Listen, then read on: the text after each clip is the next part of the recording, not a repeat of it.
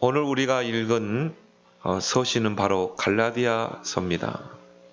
갈라디아서의 시작은 예수 그리스도의 복음 외에 다른 복음은 없다는 것으로 시작을 하죠. 우리가 신약 성경 마태복음, 또 마가복음, 누가복음, 요한복음을 보고 사복음서라가 이렇게 말합니다. 이 사복음서에 이 복음이 구체적으로 설명되어 있죠. 그러나 우리가 구약 성경에서도 이 복음이 구체적으로 설명되고 있습니다. 그래서 히브리서 기자는 이 구약의 이 복음은 하나의 그림자요, 신약의 복음은 실체다. 또 구약의 복음은 모형이지만 또 신약의 실체는 복음은 실체라, 이렇게 표현을 했죠. 그래서 아담이 범죄할 때 바로 복음을 주셨거든요. 창세기 3장 15절에 여자의 후손이 뱀의 머리를 상하게 하리라. 굉장히 은유적으로 이야기를 했어요. 여자의 후손은 우리가 풀어 설명하면 독생자를 통해, 이 처녀를 통해, 동정녀를 통해 이 땅에 오실 그 구원자를 말하죠. 이 뱀의 머리는 누구를 말합니까? 모든 문제의 원인자 사단의 권세를 말하죠. 바로 이 그리스도가 이 땅에 오셔서 이 사탄의 권세를 깨뜨리고 우리를 구원하신다는 그 복음을 은유적으로 이야기하신 것이죠. 그래서 우리는 그거를 원시복음이다. 처음에 주신, 최초로 주신 복음이다. 그래서 구약은 이 창세기 3장 15절 중심으로 기록되어 있다고 보면 됩니다. 또 출애굽 사건을 통해서 하나님은 그 피언약을 통해 이 복음을 설명하셨고, 또 방주를 통해서 설명하셨고, 또 구약 시대에 하나님이 기름 부어 세우라는 새 직분이 있습니다. 왕, 제사장, 선지자를 통해 또 설명하셨고요. 그리고 또 성막을 통해서 새 절기를 통해 하나님이 또 이렇게 이 복음을 설명하신 것입니다. 또 우리가 잘 아는 도피성을 통해서 이렇게 설명하셨죠. 오늘 7절에 바울은 말합니다. 다른 복음은 없나니. 어떤 복음입니까? 예수가 그리스도다. 이 복음 외에는 없는 거예요. 이 예수가 그리스도다.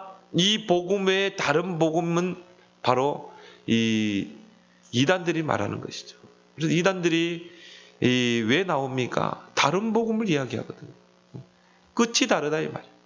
처음에는요, 진리를 이야기하는 것 같지만 끝에 가면 틀리는 거예요. 그래서 이 이단들이 자주 쓰는 게 뭡니까? 예수 그리스도는 영의 구원은 이뤘지만 육의 구원은 이루지 못했다는 거죠. 그래서 그 부족한 구원을 이루기 위해서 내가 왔다. 이게 이단이거든요. 예수 그리스도는 완전한 구원자인 줄 믿습니다. 그래서 우리가 복음을 이야기할 때 성육신, 십자가, 부활을 빼고는 설명할 수가 없어요. 그래서 성육신부터 이해를 해야 복음을 제대로 이해하는 것입니다. 성육신은 뭡니까? 하나님이 죄인들을 구원하기 위해서 사람의 모양으로 이 땅에 오신 것이죠. 이걸 보고 우리가 성육신이라고 그러죠. 어떤 목사님이 그런 이야기 하더라고요. 성육신은 신의 한 수다. 하나님께서 그 한 수를 탁 넣었다 이 말이에요. 우리가 바둑을 둘 때 그 한 수 때문에 이 바둑의 판도가 바뀌거든요. 그래서 성육신은 신의 한 수다. 우리 인간은 전적으로 부패한 인생, 죄로 말미암아 스스로 구원받을 수 없을 만큼 완전히 부패된 인생인 것입니다. 그래서 모든 사람이 죄를 범하였음에 하나님의 영광에 이르지 못한다. 우리 인간 스스로는 절대 구원받을 수 없어요. 절대 죄에서 빠져나올 수 없어요. 지옥 권세에서 벗어날 수 없어요. 사단의 권세에서 벗어날 수 없어요. 그래서 하나님이 구원의 길을 내셨는데 하나님이 죄인들을 구원하기 위해서 사람의 모양으로 오신 거예요. 뭐 왜 오셨습니까? 죽으러 오셨어요. 어떤 죽음입니까? 대속의 죽음입니다. 우리 죄를 위한 대속의 죽음, 희생을 당하기 위해서 이 땅에 오신 거예요. 그게 바로 십자가죠. 십자가를 이해하지 못하고는 복음을 이해했다고 볼 수 없어요. 십자가는 뭡니까? 구원의 완성입니다. 왜 하나님의 아들 그리스도가 십자가를 지셔야 됩니까? 우리를 죄에서 구원해 주시기 위해서. 그래서 제사장의 사역을 하기 위해서 십자가를 지신 것이죠. 또 우리를 사단의 권세에서 우리를 구원해내야 돼요. 하나님의 아들이 오신 것은 마귀의 일을 멸하려 하십니다. 우리를 이 죄 가운데 저주 가운데 빠뜨린 사단의 권세를 깨뜨려야 돼요. 그래서 왕의 직분을 가지고 십자가를 지신 것입니다. 또한 우리를 지옥의 권세에서 건져내시고 하나님 만나는 길을 여셔야 되는 것입니다. 선지자의 직분을 가지고 십자가를 지신 것이죠. 그 참 왕, 제사장, 선지자의 일을 하신 분을 보고 우리는 뭐라고 그럽니까? 그리스도라 이렇게 말합니다. 그럼 예수님이 십자가에서 그리스도의 일을 하신 거예요. 그리스도의 일을 통해 완전한 구원을 이루신 것입니다. 다 이루었다. 인간의 구원을 십자가에서 다 이루신 줄 믿습니다. 그리고 3일 만에 부활하셨다. 부활을 이해하지 않고는 우리가 복음을 이해했다고 말할 수가 없는 것이죠. 왜 부활하셔야 됩니까? 그 예수 그리스도는 참 구원자여 하나님이라는 증거로 부활하셔야 돼요. 그 예수님이 바로 하나님의 약속하신 메시아 그리스도란 증거로 부활하셔야 되는 것입니다. 그래서 바울은 나의 복음이란 말을 많이 사용하고 있어요. 로마서 16장 25절에 보면 나의 복음과 예수 그리스도를 전파하면 그렇죠. 바로 이 예수 그리스도의 복음이 나의 복음이 돼야 될 줄 믿습니다. 나의 복음이 돼야 이 복음이 나에게 능력이 되고 이 복음이 다른 사람에게 전달되는 것입니다. 이게 전도거든요. 복음이 나의 복음이 되지 않으면 절대 전도는 될 수가 없어요. 이 그리스도의 복음이 나의 복음이 돼야 내게 있는 것으로 네게 주노니 곧 나사렛 예수 그리스도의 이름으로 일어나 걸으라. 다른 사람에게 나의 그리스도, 내가 누리는 그리스도, 나의 구원자 그 그리스도의 복음이 전파될 줄 믿습니다. 그래서 여러분들이 오늘 이 본문을 통해서 첫 번째 기억해야 될 건 뭡니까? 천명과 소명과 사명의식을 가져야 돼요. 그래서 오늘 갈라디아 1장 1절에 사람들에게서 난 것도 아니요 사람으로 말미암은 것도 아니요 오직 예수 그리스도와 그를 죽은 자 가운데서 살리신 하나님 아버지로 말미암아 사도된 바울은 내가 사도된 것은 사람들에게서 난 것이 아니다. 사람으로 말미암은 것도 아니라는 것이죠. 바로 예수 그리스도를 통해서 하나님으로부터 주어진 것이라는 것이죠. 그래서 오늘 바울은 1절에서 바울의 그 자신의 사도직에 대해서 변론을 합니다. 바울이 갈라디아 지역에서 복음을 전하고 떠난 후에 이제 유대로부터 유대주의자들이 이 고린도 교회에 들어오게 됩니다. 유대주의자들은 다른 복음을 전하는 자들이에요. 예수 그리스도를 믿고 율법을 행해야 된다. 예수 그리스도를 믿고 할례도 행하고 전통도 지켜야 된다는 것이죠. 그게 바로 이 유대주의자들입니다. 다른 복음, 바울이 전한 복음이 아닌 다른 복음의 내용을 전한 거예요. 그래서 이들은 이 갈라디아 교인들에게 자신들이 이 전하는 복음을 받아들이도록 하기 위해서 바울의 사도직에 대해서 의문을 제기하는 것입니다. 바울은 사도가 아니야. 사도는 예수님이 직접 세워야 돼. 어떻게 바울이 예수님에 의해서 세움받았냐? 바울은 이 사도가 아니고 또 바울이 전한 복음도 이 참 복음이 아니라는 것이죠. 그리고 자기들이 전하는 이 복음이 참 복음이라는 것이죠. 그래서 예수 그리스도를 믿고 율법을 행하고 예수 그리스도를 믿고 할례도 행하고 전통도 지켜야 된다는 것이죠. 그렇게 해서 바울을 대적한 것입니다. 거기에 대해서 바울은 이제 오늘 본문에서 변론을 하면서 오늘 15절 16절에 그러나 내 어머니 때로부터 나를 택정하시고 그의 은혜로 나를 부르시니가 그의 아들을 이방에 전하기 위하여 그를 내 속에 나타내시기를 기뻐하셨을 때 내가 곧 혈육과 의논하지 않고. 바울은 하나님이 나를 태중에서부터 미리 택했다는 거죠. 이방인의 사도로.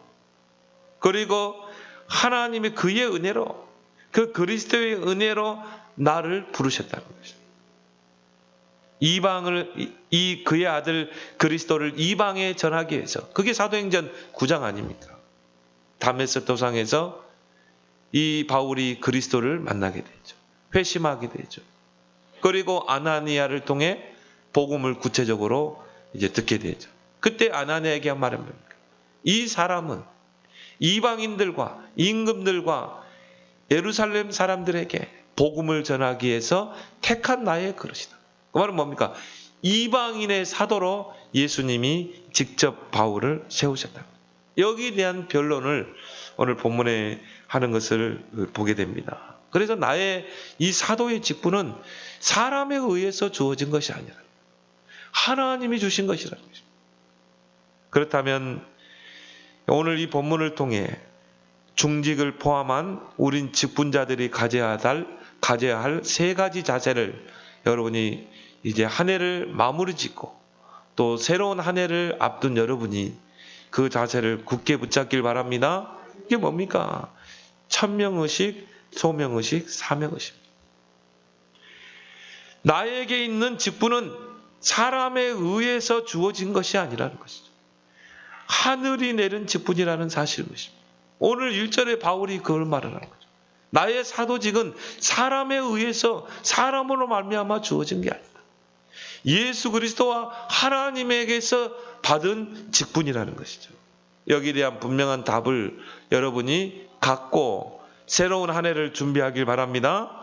디모데전서 1장 12절에 나를 능하게 하신 그리스도 예수 우리 주께 감사함은 나를 충성되이 여겨 내게 직분을 맡기십니다. 우리가 감사할 일이 뭡니까? 구원받은 것. 우리가 감사할 일이 뭐예요? 나를 충성되이 여기사 나에게 직분을 맡기심이니 하나님이 교회를 세우라고 연약한 성도들을 세우라고 하나님이 내게 직분을 맡긴 거예요. 중직을 맡긴 거예요. 그래서 우리는 어떻게 해야 돼요? 감사함으로 감당해야 될 줄 믿습니다. 거기서 나오는 게 소명의식 아니에요. 그 직분, 바로 교회를 세우고 연약한 교인들을 세우기 위해서 이 땅에 하나님의 나라를 이루기 위해서 하나님이 나에게 이 직분을 주셨다는, 나를 부르셨다는 그 소명의식을 가져야 되는 것입니다. 그래서 오늘 바울은 4절에 뭐라고 그랬습니까? 하나님의 뜻에 따라. 6절은 뭡니까? 하나님의 은혜로 나를 불렀다. 여러분을 중직으로 또 집사로 부른 것은 하나님의 뜻에 의해서 부르신 줄 믿습니다. 하나님의 은혜로 부르신 거예요. 그래서 우리는 감사함으로 감당하는 것입니다. 로마서 11장 19절에 보면 하나님의 부르심에는 후회하심이 없다고 그랬어요. 하나님이 여러분을 불러서 중직의 직분 또 집사의 직분을 주는 것은 하나님이 후회하심이 내가 조금 직분을 잘못 감당해서 한다고 해서 하나님이 후회하고 아니에요. 바울은 뭐라고 그랬습니까? 나를 태중에서부터 택했다. 이방인의 사도로 이방인의 사도직으로, 하나님이 나에게 권사로, 하나님이 나에게 집사로 세우신 것은 뭡니까? 이미 태중에서부터 여러분을 택하시고 또 은혜로 부르신 줄 믿습니다. 그래서 빌립보서 1장 6절에 그리스도 예수의 날까지 이루어 가신다. 하나님이 여러분을 직분을 주셔서 그 직분을 가지고 뭡니까? 땅끝까지 하나님의 나라를 이루는 일에 하나님을 쓰시는 줄 믿습니다. 그런 천명의식과 소명의식을 가져야 돼요. 그리고 뭡니까? 사명의식으로 가져야 돼요. 이제 이 사명을 충성되이 감당하는 것입니다. 고린도전서 4장 2절에 보면 맡은 자들에게 구할 것은 충성입니다. 이제 우리에게 이 직분을 맡기셨다면 우리는 거기에 올인하는 것입니다. 생명을 거는 것입니다. 그래서 교회의 직분은 바로 섬김의 직분입니다. 교회를 세우라고 주신 직분입니다. 그래서 그리스도의 몸을, 교회를 세우는 그 직분을 하나님이 우리에게 주신 거예요. 마태복음 25장에 보면 달란트 비유가 나오죠.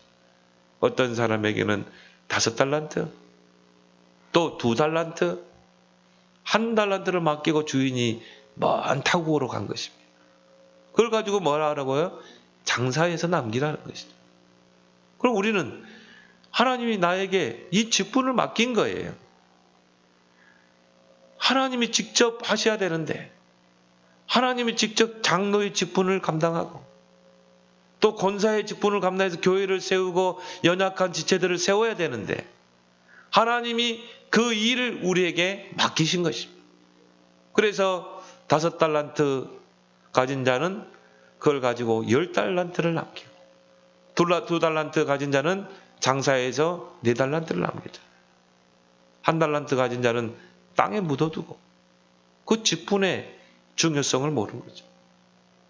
주인의 의도를 몰랐다 이 말이에요. 주인이 이걸 가지고 장사해서 남기라고 그랬거든. 근데 1달란트 가진 자는 어떻게 했습니까? 그거를 땅에 묻어뒀어요.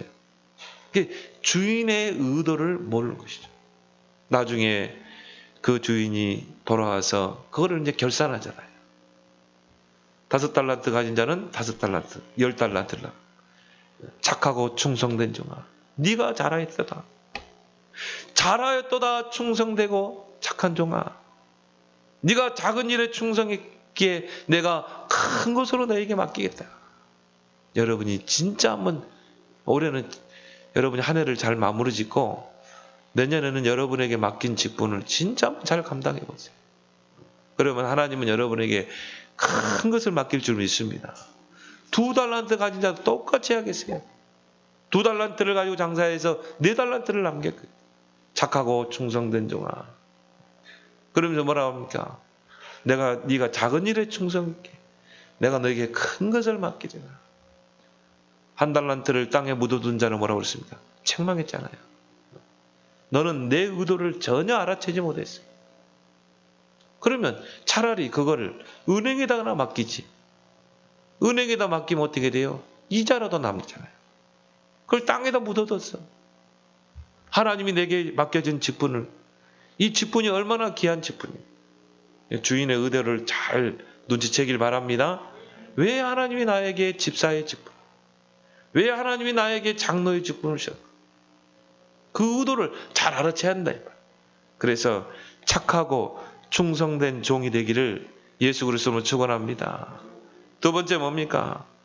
여러분이 이 직분을 잘 감당하려면요, 복음의 당연, 필연, 절대에 대한 답이 나야 돼요. 복음의 3가지 성격이 있습니다. 복음에는 당연, 필연, 절대의 성격이 있어요. 그래서 우리는 오직 복음 이렇게 말하는 거죠. 바울은 오늘 본문에서 다른 복음이란 말을 많이 사용합니다. 유대에서 온 거짓 교사들은 다른 복음으로 갈라디아 교인들을 미혹하고 그렇게 해서 뭡니까? 바울에게서 떨어지도록, 그리고 자기들이 정말 이 교회를 이 당회장을 하려고 해요. 그런 야욕을 가지고 다른 복음을 전파합니다. 그래서 바울은 오늘 6절에 뭐라고 합니까? 그리스도의 은혜로 너희를 부르신 이를 이같이 속기 떠나 다른 복음을 따르는 것을 내가 이상히 여기노라. 내가 너희에게 참 복음을 전했는데, 내가 하나님께 받은 이 복음을 너희들에게 전했는데, 이 복음을 속히 떠나 다른 복음을 따르는 것을 내가 이상하게 여기노라. 그 말은 뭘 말합니까? 이해할 수가 없는 거예요, 바울. 그 복음을 속히 떠나서 거짓 교사들의 말에 미혹되어서 그 다른 복음을 쫓아 따라가는 너희들을 보니까 내가 이해할 수가 없다. 또 거기에는 바울의 섭섭함도 내포하고 있을 것입니다. 제가 이 방황하다가 다시 하나님 앞에 와서 이제 청년 때 교회를 들어갔는데요. 어떤 교사 부부가 있었어요. 근데 이분들이 참 저하고 친했거든요. 학교 교사 선생님입니다. 부부가 그래요. 참 저하고 친해서 집에 초대를 해서 같이 이렇게 밥도 먹고 이렇게 했거든요. 근데 이 부부가요, 이단에 빠지는 거죠. 그때 다미 선교에 그 이단에 빠져가지고요. 야, 이 사람들이 이단에 빠져가지고 이 사람 보니까요, 와, 사람이 이렇게 바뀌더라고. 일단 눈초리가 바뀌어요. 얼굴 표정이 바뀌어요. 야, 이 미혹의 영이 들어가면 그래요. 눈동자가 바뀌더라니까요. 여러분, 복음이 딱 들어가면요, 눈이 선한 눈이 됩니다. 근데 이게요, 이 이단의 영이 들어가니까요, 완전히 사람이 얼굴이 굳어가죠. 그래요, 눈빛부터가 달라요. 얼굴부터가 달라요. 느낌이. 그래가지고는 나에 대해서 막 거리를 두려고 하고 빨리 준비해야 된다고. 곧 이제 예수님 재림하니까 빨리 준비해야 된다고. 그런데 내가 그분들을 보면서 이해를 못했어요. 야, 어떻게 이분들이 교회에 진짜 충성한 분들이거든요. 안수 집사로서 교회 재정을 담당. 그럼 교회 재정이 어려우면요, 자기 돈을 밀어 넣더라고요. 하나님 축복을 줬어. 그랬는데 그 이단의 미혹에 오늘 똑같아요. 속히 떠나. 이 다른 복음 쫓는 것을 이상하게 그냥 이해가 안 되는 거죠. 어떻게 저런 부부가 하루아침에 저렇게 미혹의 영에 이단의 말에 속아서 넘어갈 수 있는가. 근데 목사님이 저에게 답을 준 거예요. 그때는 제가 성경에 대한 지식도 별로 없었기 때문에. 그렇죠? 미혹의 영이 들어가면 된다. 말세 현상이라는 거죠. 그래서 마태복음 24장을 가지고 이야기해요. 말세 때 적그리스도가 일어나서 거짓 교사들이 일어나서 할 수만 있으면 많은 사람들의 마음에 미혹의 영을 집어넣어서 하나님을 떠나게 한다는 것이죠. 아, 그렇구나. 완전 복음이 안 되면 미혹의 영에 잡힐 수 있겠구나. 그러면서 또 뭐라 그러냐면 미혹의 영에 빠졌다가 돌아오는 사람도 있다. 그래서 우리는 기도해야 된다는 것이죠. 그래서 그때부터 이제 이분들을 놓고 기도를 하게 됐는데 이제 모르겠어요. 다시 이분들이 이 복음 속으로 돌아왔는지. 똑같습니다. 이 거짓 교사들의 그 말에 속아서 미혹된 너희들을 내가 이상히 여기노라. 오늘 7절에 뭐라고 나옵니까? 다른 복음은 없나니 다만 어떤 사람들이 너희를 교란하여 그리스도의 복음을 변하게 하려 함이니라. 교란이란 말은 뭡니까? 사전적인 정의는 뒤흔들어서 어지럽게 한다. 그래가지고 뭐 이게 진리인지 저게 진리인지 분간을 못하는 상태를 말하는 것입니다. 그래서 이런 미혹의 영, 이 다른 복음을 전해서 교인들을 막 흔드는 것입니다. 그래서 바른 복음 안에 서지 못하도록, 그리고 뭡니까? 원색 복음을 변하게 하려 함이라. 변질시키는 것이죠. 그렇게 해서 복음에서 떠나도록. 오늘 바울은 단호하게 이야기합니다.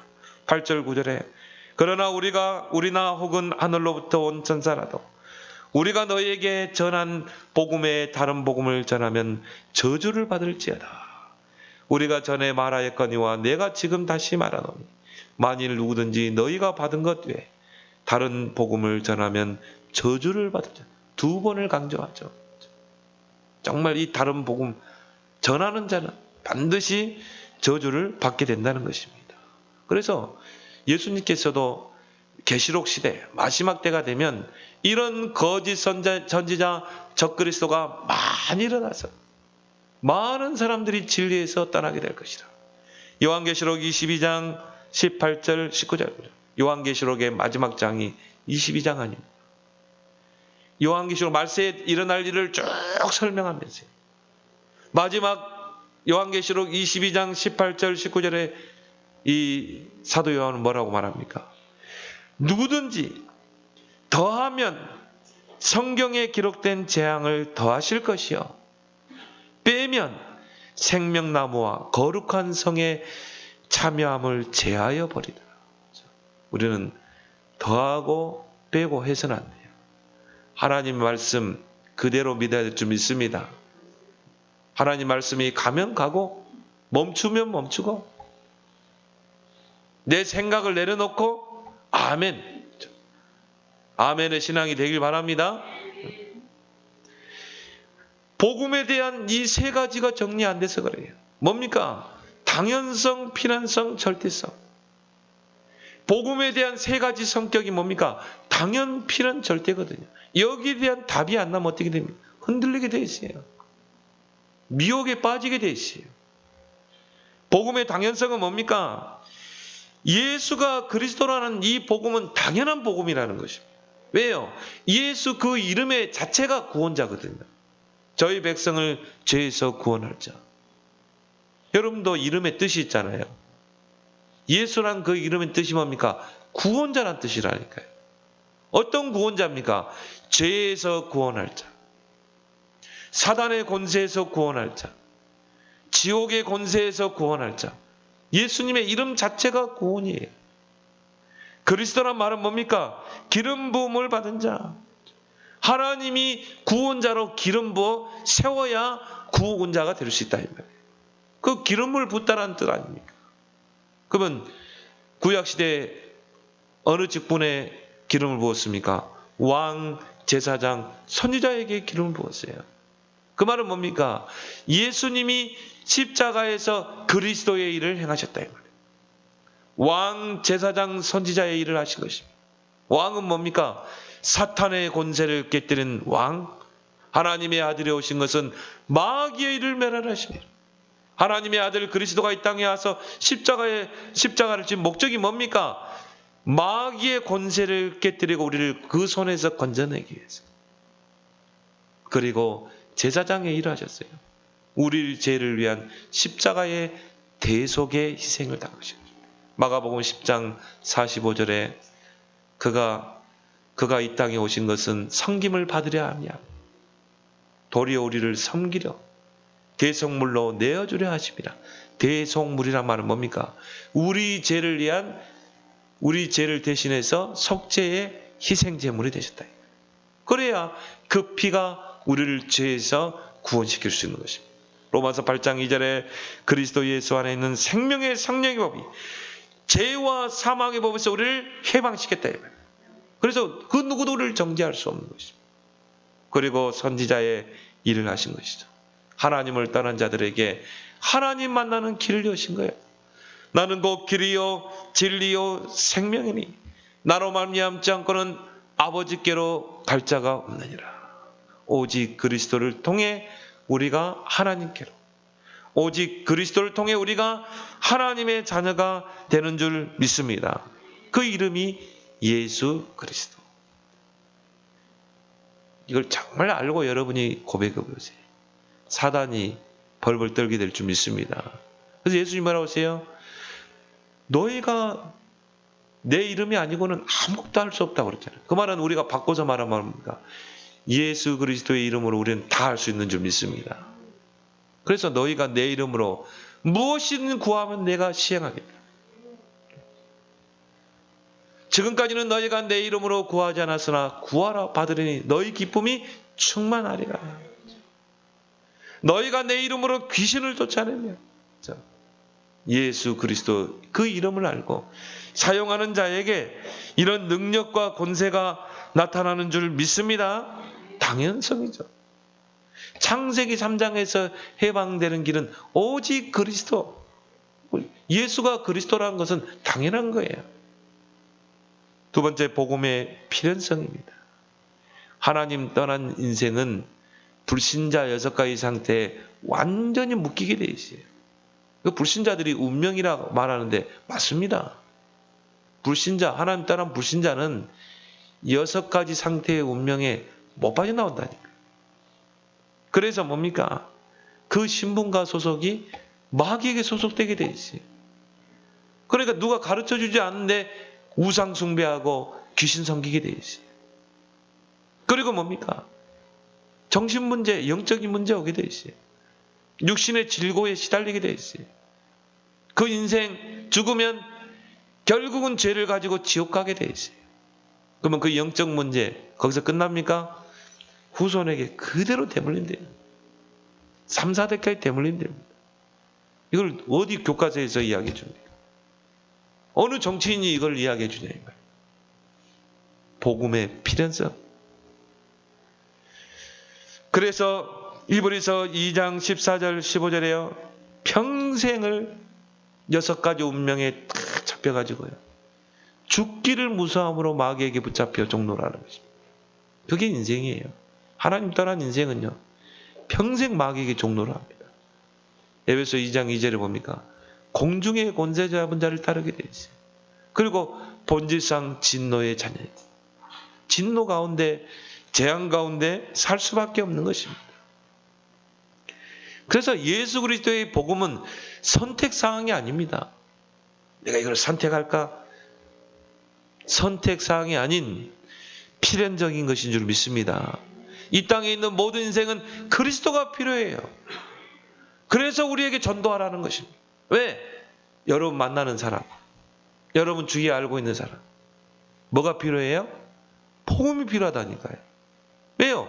창세기 3장 인생, 불신자 6가지 운명. 그래서 너희는 가서 온 천하 만민에게 복음을 전파하라는 것입니다. 이 복음에 대한 3가지 성격을 모르니까요, 미혹의 영에 빠지는 것입니다. 복음의 절대성, 복음의 절대성이란 말은 뭡니까? 오늘 사도행전 4장 12절 아까 이야기했잖아요. 다른 이로서는 구원을 받을 수 없나니. 천하 사람 중에 구원 얻을 만한 다른 이름을 주시지 않았어요. 예수 그리스도 이름 외에는. 구약 때부터 설명됐어요. 아담이 범죄할 때부터 여자의 후손으로 그리스도를 설명했어요. 다른 길이 없어요. 그래서 예수님은 요한복음 14장 6절에 나는 곧 길이다, 진리다, 생명이다. 나로 말미암지 않고는 아버지께로 갈 수가 없느니라. 절대성입니다. 그래서 이 땅에 태어난 모든 인생은 예수 그리스도를 통해 제사함받고 구원받기 위해서 태어나는 거예요. 엄마 뱃속에 있는 아기가 이 땅에 태어난 목적이 뭐예요? 예수 그리스도를 통해 제사함받고 구원받기 위해서. 왜 그래요? 태중에서부터 죄인이라는 거예요. 태중에서부터 죄를 가지고 태어나는 거예요. 그래서 시편 51편 5절에 내가 죄악 중에 출생하였으며 어머니가 죄 중에서 나를 잉태하였나이다. 엄마 태중에서부터 생명이 생길 때부터 원죄를 가지고 10달 있다가 그 죄를 가지고 태어나는 게 인생. 이 땅에 태어나는 모든 사람의 목적이 뭡니까? 구원받기 위해서. 그래서 태중에서부터 구원받아야 돼요. 여러분이 이걸 안다면요, 이 복음의 당연성, 필연성, 절대성을 안다면 전도는 해야 되고 안 해야 되고 차원이 아닙니다. 전도는 우리의 절대적인 사명이요, 미션인 줄 믿습니다. 전도보다 시급한 건 없어요. 그래서 우리 찬송가도 너 빨리 생명줄 던져라. 저 사람이 늪에 빠져서 죽어가고 있는데 저 사람에게는 아무것도 필요 없어요. 뭘 던져줘야 돼요? 생명줄을 던져줘야 돼요. 예수 그리스도의 복음의 생명줄을 던져줘야 돼요. 이 복음의 당연 필연 절대 완전한 답을 가지고 여러분이 한 해를 또 마무리하고 시작하길 바랍니다. 세 번째 뭡니까? 복음을 누리는 영성의 그 시간을 가져야 돼요. 직분 맡은 우리는. 왜요? 교회의 일은, 교회의 직분은 하나님 주시는 그 힘으로 해야 돼요. 그래야 지속할 수 있는 것입니다. 그래서 여러분이 영성을 키워야 돼요. 영성을 길러야 돼요. 그래서 우리가 경건의 시간을 보고 quiet time이라고 그러죠. 내가 하나님과 조용히 대화할 수 있는, 내가 하나님과 커뮤니케이션 할 수 있는 그런 뭡니까? 조용한 시간을 가지라. 그래서 경건의 시간에 우리가 성경도 묵상하고 기도도 하고 찬송도 하고 그걸 통해서 뭡니까? 주님과 내가 은밀한 교제를 하는 것입니다. 이걸 보고 우리가 quiet time, 경건의 시간, 다른 말로 서밋 타임이라고 합니다. 그걸 통해 영성이 키워지는 것입니다. 영적인 힘을 기르는 것입니다. 성경 속에 하나님의 사람들이 다 이 시간을 가졌어요. quiet 타임을 가진 거예요. 요셉도, 다윗도, 예수님도 마찬가지입니다. 마가복음 1장 35절에 새벽 미명에 해가 떠오르기 그 전에 산에 가세요. 하나님께 기도하시고. 누가복음 5장 16절에도 무리를 다 떠나보내고 막 예수님의 그 소식을 듣고요. 막 무리들이 움직합니다. 근데 예수님은 항상 그 quiet 타임을 가졌어요. 무리들을 물리치고 무리들을 떠나서 한적한 곳에 가셔서 기도하신 것입니다. 이런 시간을 여러분이 하루에 꼭 한 번을 갖길 바랍니다. quiet 타임. 내가 주님과 은밀하게 대화할 수 있는, 위로부터 오는 그 힘을 얻는 이런 시간을 여러분이 꼭 가져야 돼요. 그래서 예수님께서 마태복음 6장에서 은밀하게 할 것 세 가지를 이야기했어요. 첫 번째 뭡니까? 구제할 때 떠벌리지 말고 은밀하게 해라. 왜? 하나님이 보시도록. 사람이 보면 이미 상급을 다 받았어요. 사람 보게 하지 말고 오른손이 하는 것을 왼손이 모르도록 은밀하게. 그래야 누구만 봐요? 하나님만 보는 거예요. 그래서 축복하는 거예요. 근데 이 주변에도 보면요, 복음 힘에도요 구제하는 사람 축복받더라고요. 진짜입니다. 주변 한번 봐보세요. 드러내지 않고 여러분이 구제하는 사람. 그 성경은 뭐라고 했어요? 불신자보다 성도, 어려움에 처한 성도들을 구제하라고 그랬어요. 과부들, 고아들. 왜? 하나님은 과부와 고아의 아버지시니까. 두 번째 은밀하게 해야 될 게 뭡니까? 금식. 전혀 밥 안 굶는 것처럼. 어떤 사람은요, 막, 나 금식해. 나 지금 일주일 금식해. 그 금식 아닙니다. 금식은요, 은밀하게 주님과 해야 돼요. 그래서 성경은 뭐라고 합니까? 억지로 화장도 하고, 깨끗하게 얼굴도 빗고, 단정하게 하면서 금식이라고 그랬어요. 드러내지 말고. 그래서 전혀 안 굶은 것처럼. 그래서 금식은 뭡니까? 내가 하나님께 집중하는 거예요. 밥을 굶으면서 집중하는 것이. 근데 이거 진짜 한번 해보세요. 세 번째 뭡니까? 기도할 때 은밀하게 해라. 드러내지 말고. 그래서 골방 기도를 이야기하잖아요. 골방에 들어가 문을 닫고 은밀한 중에 들으시는 하나님께 기도해라. 이런 콰이어트 타임을 가지라 이 말이에요. 타 종교는요, 구체적인 영성의 시간이 있습니다. 여러분 가톨릭 신자 맞습니까? 진짜 정통 가톨릭 신자들은요, 하루에 5번 묵주기도 묵주 십자가부터 해가지고 쫙 굉장히 구체적이에요. 이 구슬 하나 튕길 때마다 기도 제목이 다 있어요. 굉장히 구체적이에요. 여러분 모슬렘 하루에 5번 메카를 향해서 기도하잖아요. 내가 볼 때 기독교인들이 기도가 구체적이지 않아요. 그러니 이길 수 없는 것입니다. 우리에게 다 주셨는데, 우리에게 영적 세계를 다 줬는데, 그리스도를 만나기 전에 바울의 종교는 바로 유대교입니다. 그래서 오늘 14절에도 보니까 바울은 자신이 유대교에 몸담고 있었음을 이렇게 고백하죠. 그것도 뭡니까?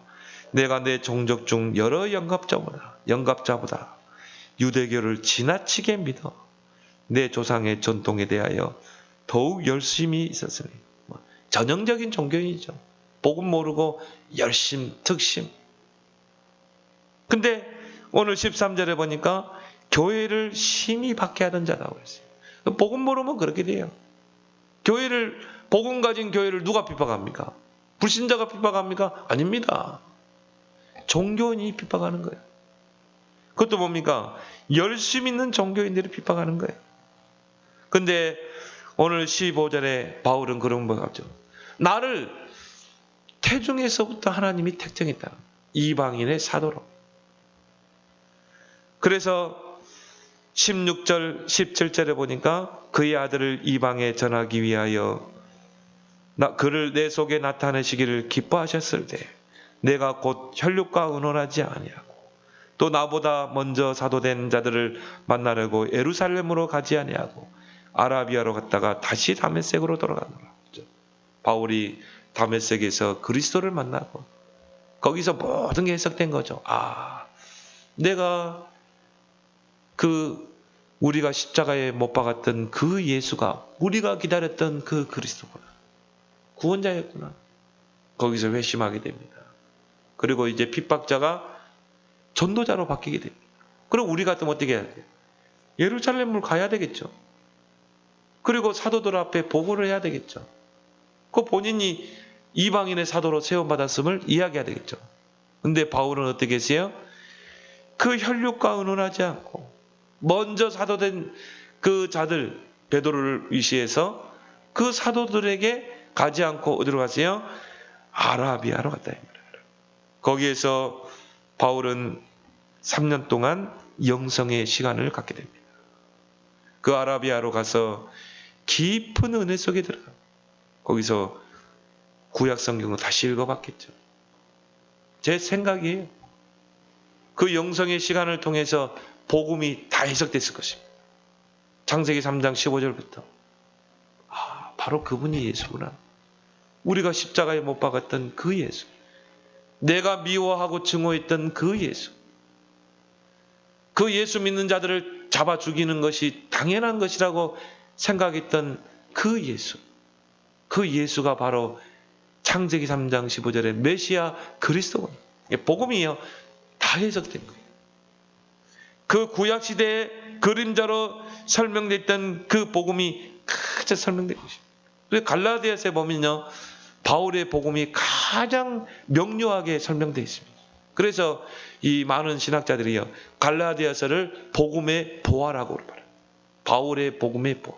굉장한 복음이 이 갈라디아서에서 증거되고 있어요. 그 중에 뭡니까? 이신칭의. 오직 의인은 예수 그리스도를 믿음으로 말미암아 의롭게 된다. 이걸 가장 많이 강조한 게 로마서와 갈라디아서죠. 그 중에 복음 중에 복음이 뭡니까? 갈라디아 2장 20절. 내가 십자가에 못 박혀 죽었나니. 그런즉 이제는 내가 산 것이 아니요 내 안에 그리스도가 사는 것이다. 이제 나는 그리스도를 위해 사는 거예요. 가장 복음의 보석이 숨겨져 있는 게 바로 갈라디아 2장 10절.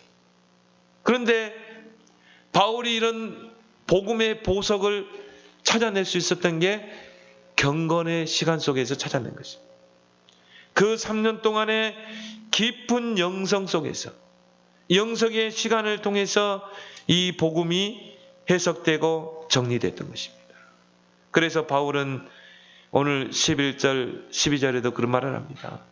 형제들아 내가 너에게 알게 하노니 내가 전한 복음은 사람의 뜻을 따라 된 것이 아니다.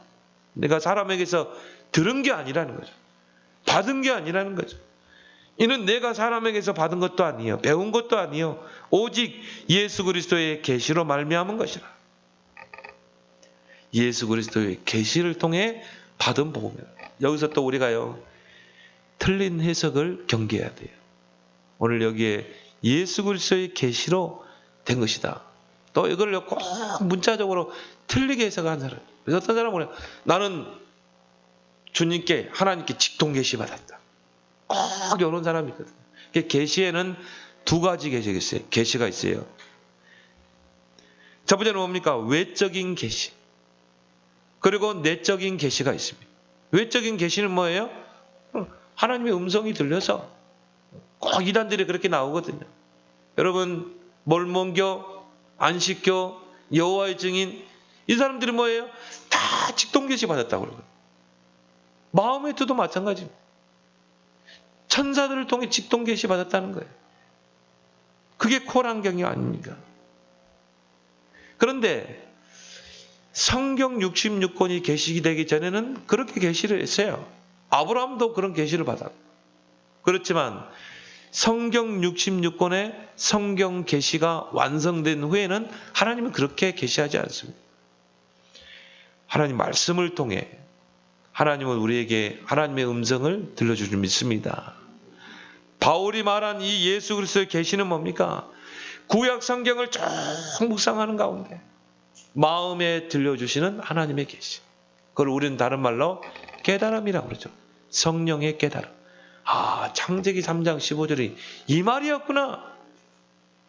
장차 그 여자의 후손을 통해 오실 그 그리스도가 사탄의 권세를 깨뜨린다는 말이구나.